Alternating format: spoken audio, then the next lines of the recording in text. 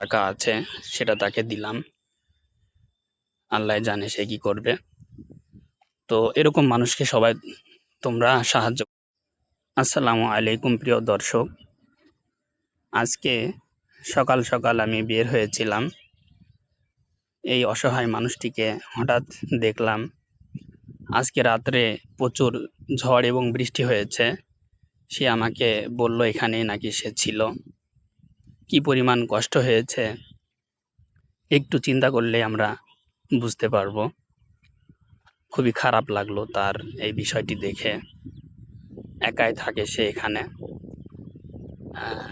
কিছু মানুষ আমাকে বলল সে মানসিক ভারসাম্যহীন। তাকে আমি কিছু টাকা পয়সা দিয়ে সাহায্য করতে চাইলাম, কিন্তু মানুষজন বলল তাকে টাকা দিলে বা কোনো কিছু দিলে সে ছিঁড়ে ফেলে বা ফেলে দেয়। এজন্য তাকে আমি সেভাবে আমার সামর্থ্য অনুযায়ী কিছু দেওয়ার চেষ্টা করেছিলাম, কিন্তু দিতে পারছি না।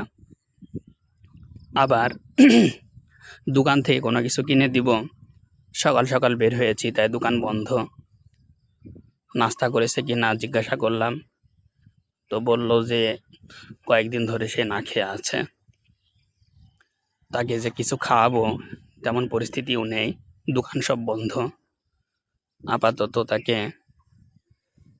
কিছু করতে পারলাম না। আমি দোয়া করবেন সবাই, আমি যেন তাকে সাহায্য করতে পারি আর তার পাশে দাঁড়াতে পারি।